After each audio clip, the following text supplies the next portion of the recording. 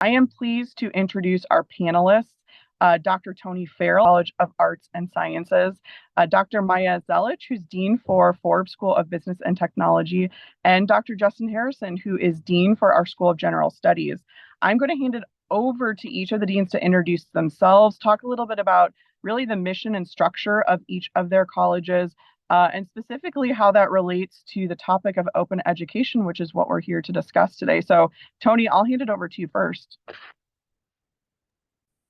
Thanks, Morgan. Happy TLC, everybody. It's great to see so many friendly faces and just dedicated faculty members. So I'm going to share my screen real quick.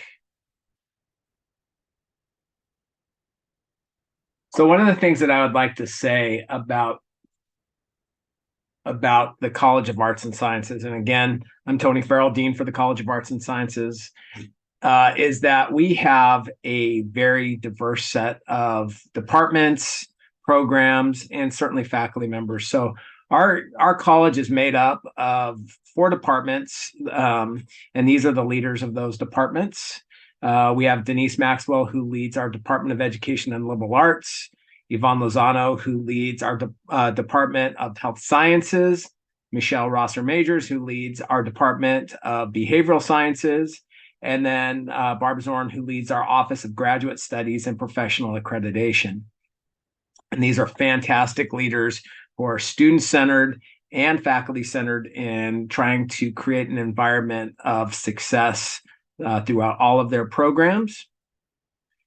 So I think the College of Arts and Sciences is unique in a certain perspective, in that we, of all the colleges and the School of General Studies, we have an AA degree, and students can create an academic experience where they start with an AA in early childhood education and eventually get a PhD in education. And so that is unique here at UAGC. And so as you can see, we have 31 programs from AA to our doctoral degrees, and we are a mission-driven college. So we want to inspire and empower students to advance as professionals, individuals, and community leaders. And we start every meeting, every interaction that we have as a college really being centered by our mission. And just real quickly, just a little bit of a breakdown of who we are related to our students. We have over 10,000 students across the college. And then again, our bachelor's degrees, our master's degrees, and our doctoral degrees vary by the credit requirements in order to complete those degrees. And again, one more time, we do have 4 outstanding departments that sit within the College of Arts and Sciences. And then as Morgan has really asked us, how do we live this mission or this vision of open access? And I think it's really, again, based on foundationally, we want to provide students with opportunities to be successful and meet students where they're at.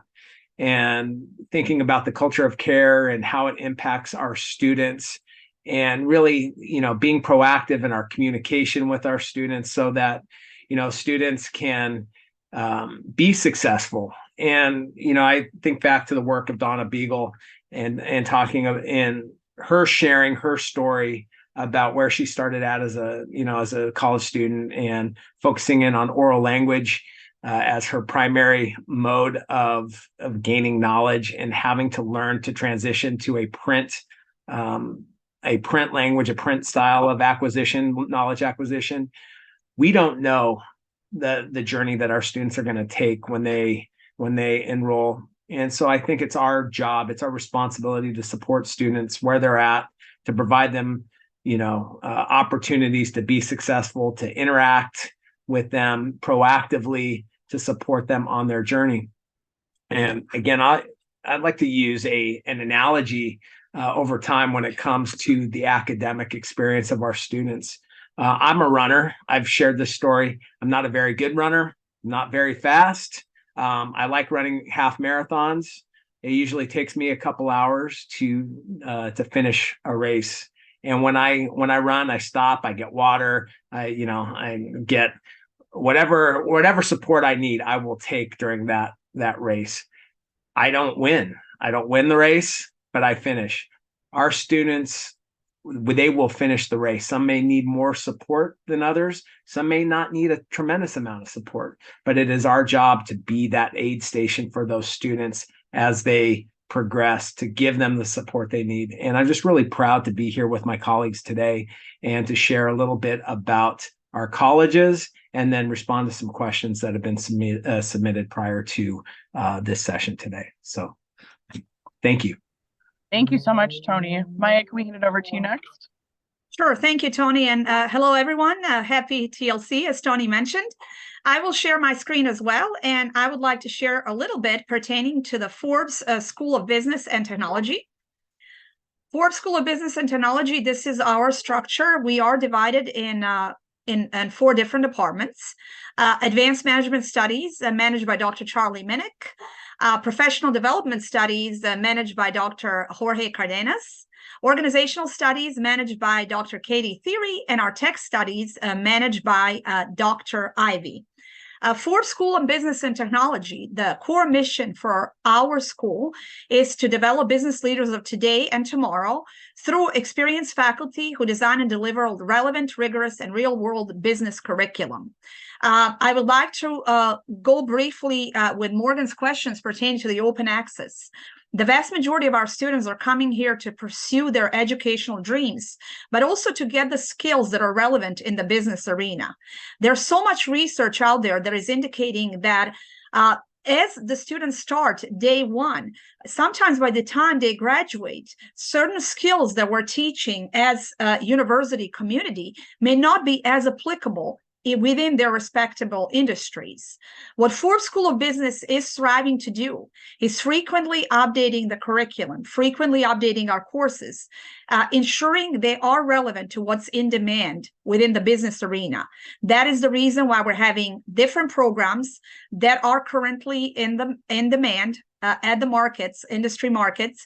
We are also having industry board advisors that we're checking with quite often to ensure the relevance, the concept of applicability and relevance. Here are some of our programs that you can see on this particular slide. We have doctoral, master's, and bachelor degree programs.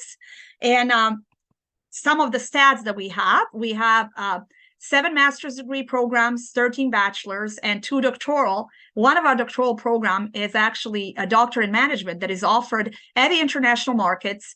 And we have our partnership with a Chinese corporation, and that is where our doctoral of management program is offered. 4 departments that I mentioned briefly have been outlined here. We have approximately 9,784 students in our undergraduate programs and around 3,200 in our master's and doctoral programs.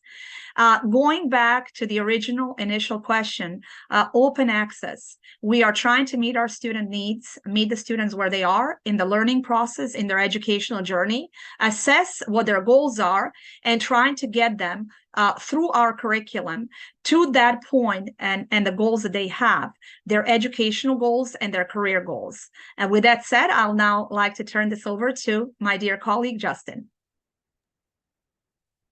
Thanks, Maya.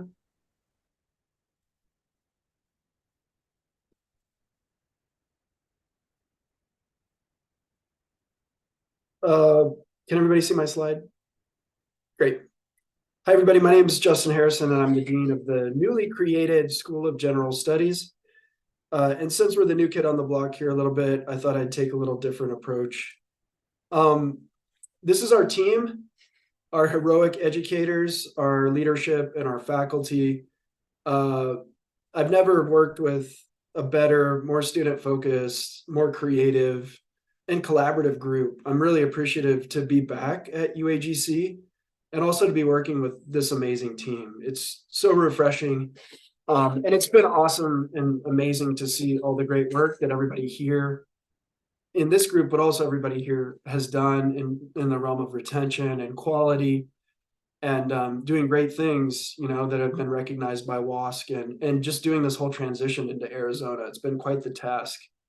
So well done. I'm really happy to be back. So these are our teams. Right now in SGS, we oversee the lower division high enrollment general education curriculum, but we've also been tasked with expanding out beyond that. We don't want to just be limited to general education, and we'll talk a little bit about that here in a second. So our vision is a world with global access to education that creates flourishing lives. So when I first came on, Paul was talking, and he mentioned that the reason why UAGC was acquired by the University of Arizona was to expand the land grant mission and provide more open access to education, not only for Arizona residents, but for the world at large. Boom, right in my lap. That's what we are. And that's what we are in SGS, especially because we work with entry point students. We want to expand that, the vision of general education and create these great opportunities for students. Our mission statement will be coming soon to a webpage near you. As of January 1, there'll be an SGS portion of the website. But our purpose, closely related to that, is to create diverse educational pathways with the goal of removing barriers to entry for all learners. And we want to cultivate essential life skills, curiosity, and transformative knowledge. By prioritizing lifelong learning, support, persistence, and completion, we seek to empower learners with the tools they need to thrive in their careers and lives. And I know that there's a strong commitment to do that. So what are we going to be focusing on? So collaboration, we're already working with the colleges, to improve pathways and things like that. And innovation, we want to continue to push the boundaries.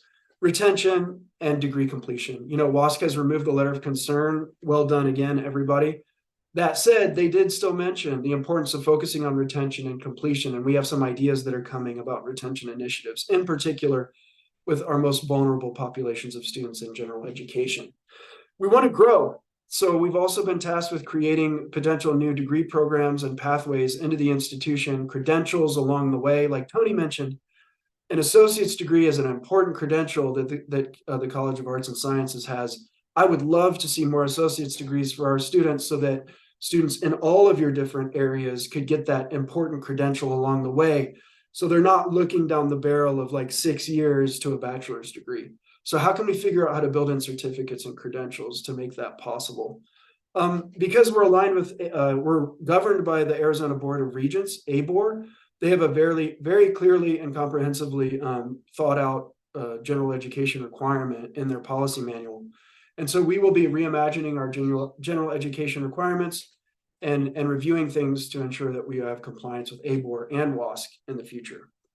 And then finally, of course, like improving teaching and learning. You all have already been doing that for years and years, but continuing to think about how to improve the experience both for faculty and for students, and then support, develop, and partner with partners along the way to, again, focus on growth and providing all those opportunities for education for all. So that's a little bit about us, and I will now turn it back over to the moderators. Thank you so much, Justin. And thanks to all of the deans for that great kind of foundational overview of each of your colleges. Well, we're going to jump into some questions here. And Maja, we're going to start with you. Can you talk with us how have historical perspectives and practices in higher ed shaped the contemporary student experience, and what aspects of this culture need reevaluation or transformation? Absolutely. There are several different layers when it comes to the changes that happen historically. At first, access and the terms when it comes to the concepts of inclusion. At first, historically, throughout the world, not just necessarily here within the United States, the education was limited to a privileged few. So we were, in vast majority of the countries, men had access to education, higher learning, in greater numbers than their female counterparts. When it comes to the curriculum, we had a situation where we had faculty was in the center of the educational process. And a lot of times the students had little to no input as far as how curriculum was addressed and as far as how teaching practices were handled. And then we evolved quite a bit from the concepts of having a situation where the students are active participants in their learning. We were going from the processes of traditional lecture halls to the processes that we're part of right now, online learning. Prior to that, there was a hybrid learning in the interim. And we are now having so many different teaching practices starting from something along the lines of the flipped classroom practices, where perhaps the content is introduced prior to the lecture itself, or the engagement through the learning process, where the students and instructors are discussing the concepts and coming up with the key takeaways jointly. Technology and online learning. Changed the environment, changed the framework. I've done a lot of work globally, and I've noticed firsthand what happens once you introduce the concepts of e-learning in different countries, developing world in particular. All of a sudden, you are actually creating a situation where access to the higher learning institutions is provided to those individuals that are below the poverty line in many places in the world, those individuals that are able to access educational models, even at the Ivy League institutions in certain cases. In our particular case, bringing this back to the UAGC experience, and I know Tony touched upon it a little bit, our students are adult learners. Our students are non-traditional learners. Folks that in normal circumstances absolutely would not be able to go to traditional universities in the middle of the day. They are raising families. They are sometimes juggling multiple jobs, not just one job. And the online learning is changing the framework. Diversity and inclusion, we touched upon it a little bit. We're very, very focused when it comes to our curriculum to make sure that we are hearing diverse perspectives, that we are addressing to the needs of the modern world, and we are absolutely keeping up the pace with all the developments that are happening, yet again, not just in our country. We are a global campus. We're looking as to what's happening in the world. And then, a couple of things that were very important is research and innovation. Making sure that we are having innovative forces, not only within our curriculum, but also in everything that we do as an institution. We are ahead of the game in many particular cases. For example, one of the things that comes to my mind is when some traditional universities were banning ChatGPT, the approach that we took was, let's learn what this new thing is all about. Let's embrace it and see how we can actually guide our student through the processes versus getting to the point of banning it or penalizing students as they're using it. And then the concept of making sure that our curriculum is relevant to the movements within the industry, also that our curriculum is global because we are not existing in the vacuum, and ensuring that we are able to frequently update what's happening in our courses, reacting to the movements in the world. With that said, thank you, Morgan, for this question. Thank you, Maja. Tony, Justin, do either of you want to jump in? I can share a little bit, and certainly agree wholeheartedly with what Maja shared. I think the biggest takeaway from me and the transformation of higher ed is what the pandemic brought to us was an acceleration of what higher education was going to look like maybe 10 or 15 years prior to the pandemic. It really forced a lot of institutions to move into this space of online education and serving students from diverse backgrounds and diverse areas all over the world. And so I think the biggest piece in this that we as an institution at UAGC have to do is we have to be innovative. And I don't use that word innovation as a cliche, but we do have to think about what higher ed is going to look like 5-10 years from now. That traditional lecture-based teaching model that Maja shared can almost be somewhat generalized to our environment with how the curriculum has been developed over the last 10 years. We have to think about how are we going to change the way in which we develop curriculum. The other piece in this is that it is a very competitive landscape in higher education. Students have more access to research regarding institutions, programs, faculty.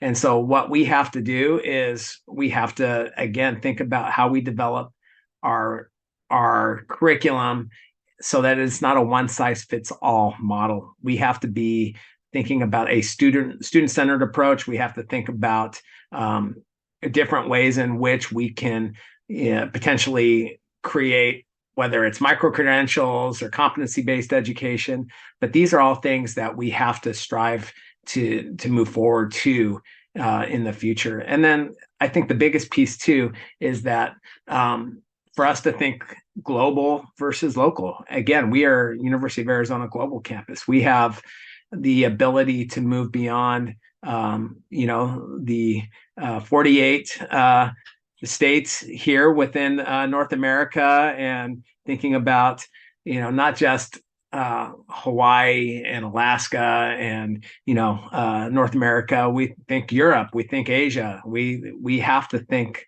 broader in how we deliver curriculum. But yes, we have work to do, but this is an exciting time to be in this place, because I think that we are at the forefront of moving higher ed forward. So thanks so much, Tony. And speaking of work we have to do, Justin, this next question's for you. Can you provide maybe a few examples of specific practices or policies in higher ed that we're still working through that may be perceived as barriers to open access and inclusivity for students and learners? Yeah, thanks, Morgan. So I think the one big one is admission standards, right? And everybody has to have a certain standard, and there's a reason why some schools are very selective. One of it is because they want to have the academic rigor and the standard to be quote unquote the best.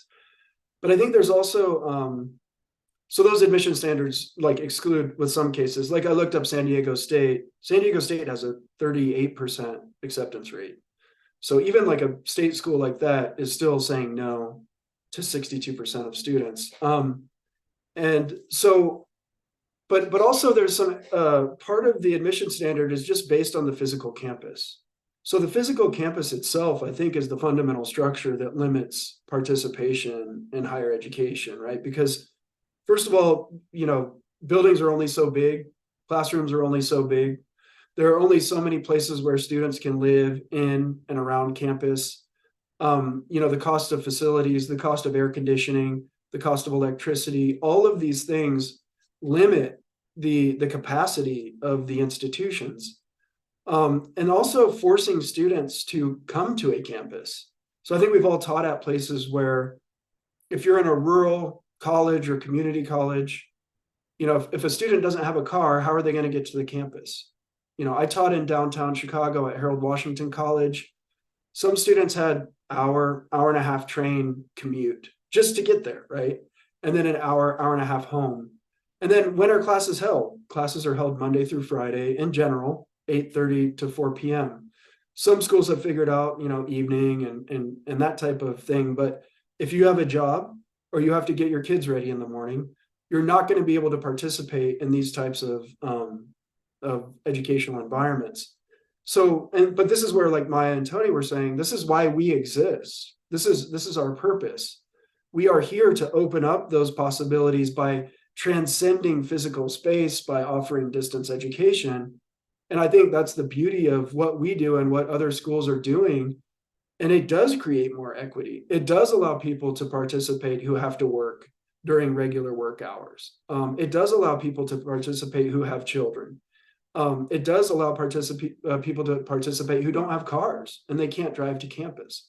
So, the more that we can continue to do what we do, and other institutions can, I think of it as like there's still a mild disdain, right, in traditional higher ed for online. So as Tony mentioned, people were forced to go online, but I think that reinforced some of that disdain for some people. They just don't like online, or they don't think it's effective. Now that's changing over time, and we've all felt that change over the last 20 years or so. But as long as institutions take that perspective, they're naturally going to be excluding a large swath of students, which is fine because we're here to pick them up and to help them on their way through their educational journey. Thanks so much, Justin. Maja, Tony, either of you want to add to that? If not, that's okay. We can move on to the next question because we've got several of them.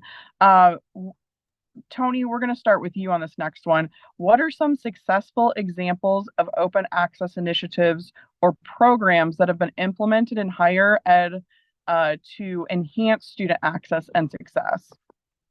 This is a great question because, I think about, you know, um, I think about my favorite steak restaurant, Ruth Chris. I mean, the doors are open, anybody can go, but can you afford it? Can you afford to go to a place like that? And for me, I think about um, not not generalizing higher education in the same way as going to a restaurant, but you know, access in for the sake of access is something that we can say, but without having policies or practices behind that to allow students to come to your institution is really just it's just words. And so some of the things that we're doing currently is looking at how do we make UAGC more affordable for our students to actually open up more access to a larger population. But there are several current practices in higher ed that have helped support access and student success and have really given students an opportunity to come to an institution that maybe they haven't been able to before. And I think, for one, I think of MOOCs, thinking about like Coursera or edX or the Khan Academy, who have these large platforms for students that could come at zero or low cost. That has been a really successful way to deliver content. Open access journals, libraries. We have included within our institution, our students have access to a really fantastic library service for our students. Free tutoring. Our students have the access to tutoring, which is again something that other institutions may not have. Open enrollment, or OER, excuse me. Resources, having those open educational resources for students at low cost or no cost is really important to certain students. And then I think down the road, thinking more about alternative credentialing programs, those micro credentials. And as Justin talked about, if a student comes here and their finish line is 6 years down the road and achieving a bachelor's degree, can we give them an opportunity to attain an associate's degree or a micro credential along the way? And there are some institutions right now that are providing those micro credential or certificate opportunities along the path to completion, degree completion.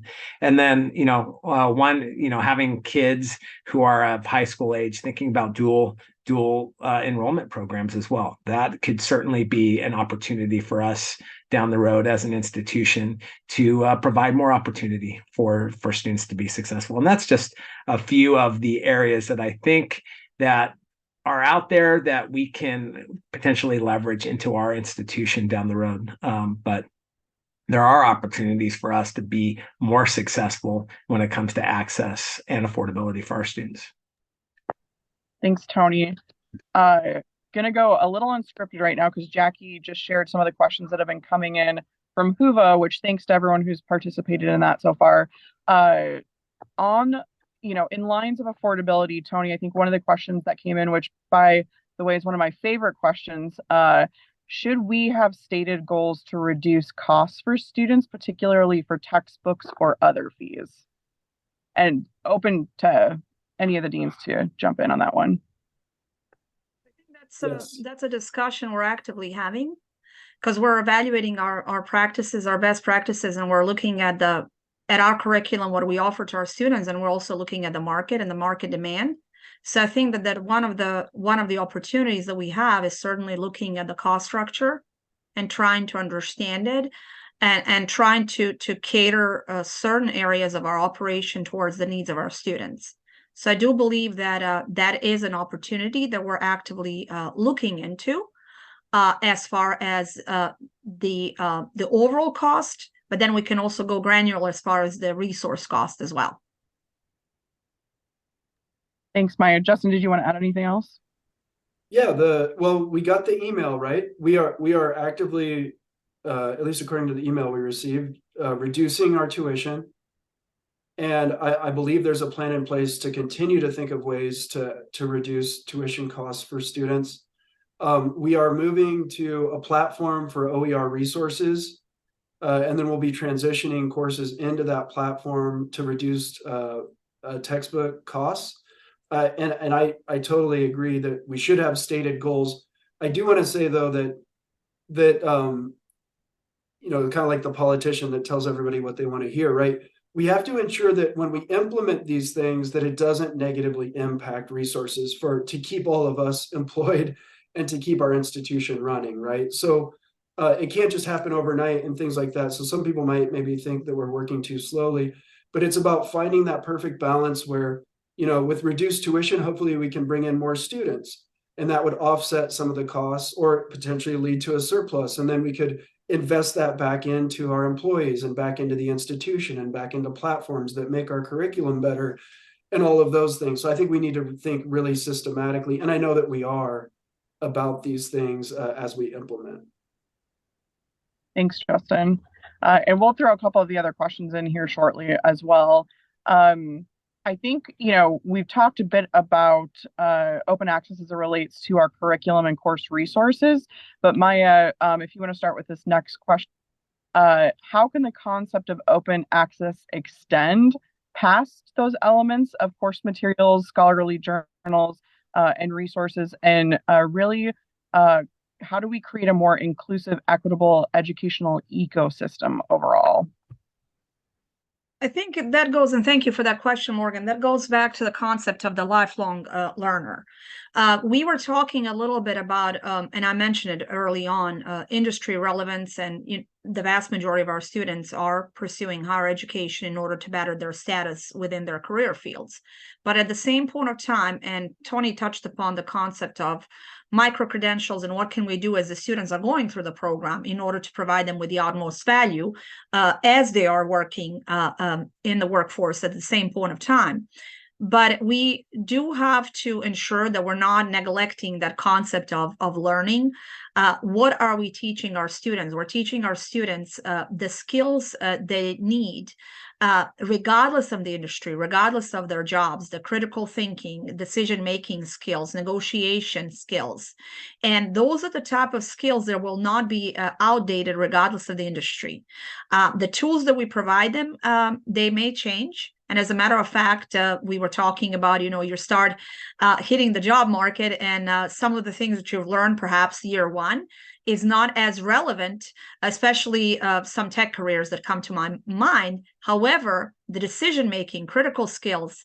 So what are we doing to continuously provide value? Engaging our alumni community, getting their input, their feedback, being in touch with them as they are already in their respective jobs, and hearing as to what the industry demands. We were doing a lot of things within the Forbes School of Business with the industry advisory boards, because we are practitioners. Everyone knows this. Those of you that are watching us externally, our faculty members, they are experts within their respective fields, but we are spending, our full-time job is the job within the world of academia. And sometimes we are not always in touch with the demands that are currently happening in the business world in particular. That is why we're needing input, and we're needing that continuous exchange of knowledge, continuous exchange of learning in order to figure out what we need to do for the open access not to be one and done, for the open access to promote the concept of the lifelong learners. And I talked about it in several different venues, and I talked about it when I'm discussing things with my kids. My son is currently going through a master's program, and he's sometimes looking at the concept of one course at a time. And I kept asking him questions. How is this connecting to your desired career path? How is this connecting to what you want to do overall? And what type of skills have you learned that you can implement regardless of where you land? So those are the type of things that we have to have conversations with all of our students and with our alumni once they graduate. Thanks so much, Maja. Tony, Justin, do either of you want to jump into that one? I'll just say, I would like to get into high schools. I'd like to create more partnerships with maybe not K through 12, right? But with high school partners and figuring out how we could give our offerings to students at a low cost so that they can aggregate credits while they're in high school. And in particular, working with public schools and providing opportunities for maybe some students who might not have the opportunity to like kind of knock out credits, as they're going through. I think there's a lot of opportunity there. And I also think it's a great bridge into our institution. So just ideas like that of trying to expand out what we offer. I mean, you can just think all over the country, right? Like we could do this. We could have charge $25 or $50 for a student to take one of our classes. And then if they come here, we put it on their transcript. There's all kinds of different things I think we can do to open up access. And then that would also allow us to build up the confidence in those students, right? To be a positive force, to tell them they can do it, to help them get over, some of their own anxiety and insecurity, maybe as they think about approaching higher education. Yeah, thanks, Justin. Going to jump into our next question now, and Tony, we'll start with you on this one first. But what role do faculty, students, and administrators, play in advocating for and implementing open access practices? A huge role, and especially students.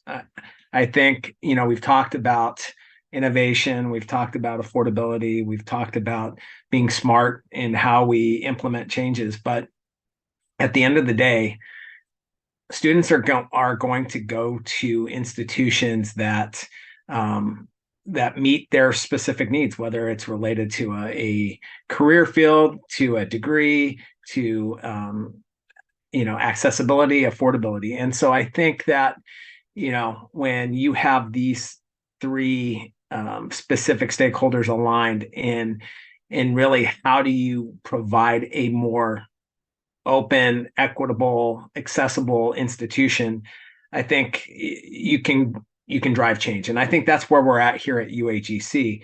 I think part of this is that you're going to have students and administrators and hopefully faculty as well, who are going to really support having a more affordable experience for students. I think that's going to be huge. The idea of customizing curriculum so that students come into an environment and what they're learning is actually aligning with their industry goals and their job, their current job opportunities is going to be really important. Again, that global outreach is going to be big as well. So, these three areas are going to have to align so that we create a more access for our global community. Again, at the biggest piece for me is that having these three stakeholders work together is going to create, hopefully more transparency, more accountability in what is being taught in the classroom, how it's being taught, and that certainly we have to hold our students accountable for meeting the expectations of their degree. That's going to be very important as well. And this idea of resource sharing, open educational resources, curriculum development is all going to have to align to creating a better experience. I think not just for students, but also for faculty as well. But they all have to work together in advocating for a change in higher ed. Thank you, Tony. Just being cognizant of time here, and I know there's a couple of Q&A questions we want to get to. So just a few more questions for our panelists. Tony, speaking of faculty, can you, Justin, throwing this one to you first, can you talk about some of the potential implications of open access for faculty development, teaching practices, and just overall culture for UAGC? Yeah, I mean, I think we have a great culture here of the sharing of knowledge with everyone and working together to share resources and to create, the best type of curriculum. I know that in our gen ed courses, we're consistently, our full-timers are working consistently with part-time faculty to develop resources that that are shared, and people are doing presentations and providing professional development opportunities.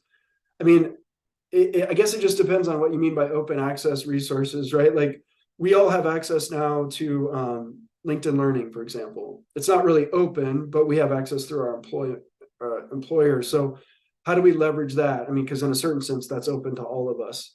But I think of just all the stuff going on with YouTube, and all of the. I mean, YouTube is just a university in and of itself. Whether you want to figure out how to change the headlights in your car, or you want to listen to a lecture from one of the top 10 Plato, philosophers alive today, you can pretty much find anything that you want. So, like, how do we leverage resources like YouTube and other open resources for faculty development and for all of us to develop together? And how do we create that content too? I guess I'm asking a bunch of questions. Maybe I'm not answering the question.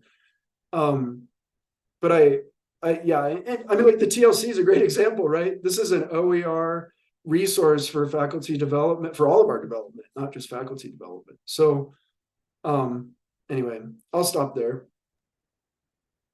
No, thanks. I mean, I think you answered the question, right? There's more questions than answers right now, but Tony, Maja, anything you'd want to add? I think the biggest thing is go ahead, Maya. Oh, sorry. We have different venues, different vehicles that we actually use as a point of engagement. For example, within Forbes School of Business, we have different presentations, different events that we're hosting, such as the MBA Speaker Series, Center for Women's Leadership events, Women in STEM, SHRM chapter events that are open access events that we're enabling our internal, external audience to join, participate, and partake. We actually had external audience members joining our Center for Women's Leadership and helping us moderate certain sessions and lead certain sessions as well. And the content that we provide, we're addressing the needs that we're hearing our audience members are wanting to hear. Some of the sessions are more geared towards academic content. Some of the sessions are very practical. Going back to Justin's point, you go on YouTube, you can figure everything out. And I still haven't figured out how to change those lights, Justin. So I'll need to listen to more of those YouTube videos. But we are addressing mental health. We are addressing some wellness initiatives. We're addressing some initiatives that are impacting one segment of the population versus another, such as some of the issues that are impacting women that are entering a STEM field and so forth. And now to you, Tony. Sorry for interrupting. Well, I'll be brief. I just think, yes, the implications are that we're going to have to really know our students, be empathetic in the classroom, and think about teaching practices that will help them be successful as we continue to deliver content in a different way. And so that is, being open to those changes is going to be really, really important moving forward. Yeah. Thank you so much for that. Going to pivot to one of the questions that Jackie had posted from an audience member. So to all the deans, what do you believe will be the greatest difference faculty will experience or see in our upcoming academic year? Okay, so I'll tackle that very difficult question, lacking a crystal ball in front of me right now. I'm going to say that we integrated, as everyone knows, we integrated with the University of Arizona. That was a bit stressful. I'm not saying anything that we don't know. We are done with the paperwork, with the benefits, with the payroll, and we are now going to start different layers of our integration as far as different layers of collaboration and partnership with the University of Arizona. So I do know that one of those layers will be collaborating with our counterparts, collaborating with the academic divisions with the University of Arizona. That is incredibly exciting. We also will be able to leverage some of the resources that the University of Arizona has that will be to benefit of our staff members, our faculty members as well. I also know that one of the questions in a chat pod was pertaining to some of the challenges facing our staff members and faculty. I don't want to single out a faculty population. I think I'm not saying anything that all of us don't know. We are still working on the concept of work-life balance. We are still working on the concept of not destroying each other with the excessive meetings in Zoom, as we are in Zoom today discussing this. So there are certain opportunities, certainly, for us to focus on our goals, focus on our tasks, but also take care of ourselves, take care of our family members, and also take care of the professional development as well. So those are some of the things, some of the initial thoughts I had pertaining to Jackie's question. Thanks, Maja. Tony, Justin, do either of you want to jump in? Yeah, can I say time card approvals? And just having to schedule time to go into UA access. No, I think more than anything for us, it's just getting used to the new processes as it relates to being fully integrated into U of A. I mean, Maja brought up some of the work-life balance issues that I think that we have to always continue to address. But from a work standpoint and the things that we're focusing in on, I don't see a tremendous amount of change. I think we're focused in on the right things. I think we're seeing success in some of the initiatives that we have to support retention and persistence and graduation. So I think the work that we're doing is generally not going to change drastically. We just have to get used to the different systems that we are now all having to learn. So, Tony, Justin, anything you'd want to add? No, I mean, I don't want to speak for faculty because everybody has a different experience, but in general, for our full-time faculty, burnout is what I'm hearing. And I haven't been back for a long time, but I have heard that. And I just want to say thanks to all of our faculty, both full-time and part-time. We have a different model. And what I mean by that is we work year-round. We don't have a summer break. We don't get a month off at the winter break. We don't get fall break. We don't get spring break. You know what I mean? Like, we all signed up knowing that. But after you do that for 10 years, 11 years, 12 years, it really does wear you down, especially because we're using our brains most of the day, right? And those intellectual activities can be very tiresome. So anyway, like Maja and Tony said, we'll just continue to think about ways to try to support each other and to create that work-life balance that Maja mentioned that's so important. Thanks so much, Justin. Just want to offer an opportunity to all three deans. I know we didn't get to all the questions that were initially posed, so want to give you an opportunity in case there's anything you want to share or address in the last few minutes that we have. Yeah, sorry, if I could just jump in because I was kind of focused on full-time faculty.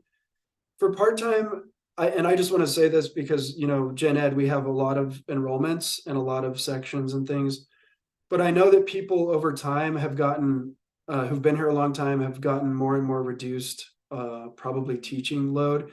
And now with Arizona, just to let everybody know, there's a 20-hour cap on work every week. And so that means that if you're teaching a high enrollment Gen Ed, for example, you can only teach one at a time, just legally.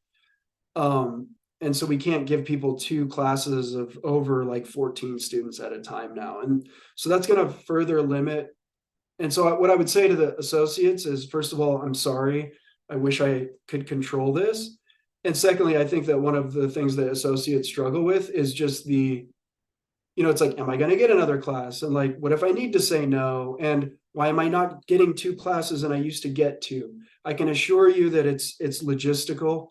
But obviously we have to abide by the policies set by ABOR in the state of Arizona. So, but I just wanted to mention that for the people who aren't full-time.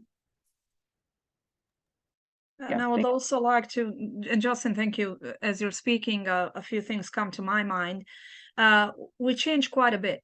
We changed quite a bit as an organization. The culture changed. The culture of care is something that is not just necessarily towards our students. It's towards each one of us, and we are needing to take care of each other with care and compassion and understanding for the workload that we have, and also being mindful of our student population and some of the challenges that they're facing and they're feeling. So here today, we have our students, we have our faculty, staff members, and external community as well. Juggling different projects, it's not always easy, and we are having to focus and having to understand and prioritize. And a lot of times I always like to say to our faculty members, don't hold back any questions you have, any areas of improvement that you see that we can work on as deans. Reach out to us, reach out to your assistant deans, program chairs, to our students. We are available. We're here for you, whatever you need. We are doing some amazing student roundtables. Sign up for those.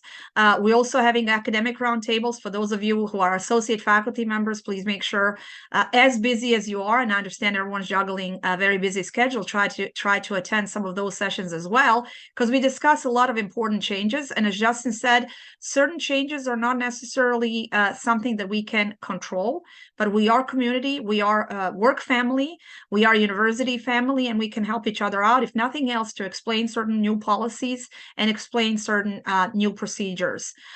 So we are here for you, and we are available. And that is one of the biggest messages that I would like to convey to all of our students, faculty, and staff members. Morgan, I think the only thing I would like to say to our faculty, both full-time faculty and associate faculty, is that you are the lifeblood of this institution. You are what drives student success. And when we think about culture of care and supporting our students, just know how much you are appreciated, and that you have a group of academic leaders who are not just the deans, but the assistant deans, Morgan, Teresa, and her team, who are really focusing in on how can we best support faculty. And so just know that you're appreciated, and things that we can change, or we get feedback to help support the work that you do. We are, we're all ears. And just, again, as Maja said, please, if you have suggestions or issues, please bring them forward. Sometimes it's not addressed in the way that everybody wants it to be addressed, but at the same token, we do want to look at current policies and processes and the things that are impacting you in the classroom, so that you feel as supported as possible, so that you can support our students. And again, I just want to say how much I appreciate our faculty and staff here at UAGC. There's not a greater group of educators that I've ever worked with. Thanks, Tony. And on that note, I think that's a perfect way to close our session today. So a big thanks to our deans for being here, and a special thanks to Linda Moreno, who's doing our tech support behind the scenes. Linda's actually going to be posting a link here in the chat. So please take some time to complete that survey and provide feedback on your experience with TLC. And we hope to see you in other sessions this week. So thank you so much for being here with us this afternoon. Bye, everyone.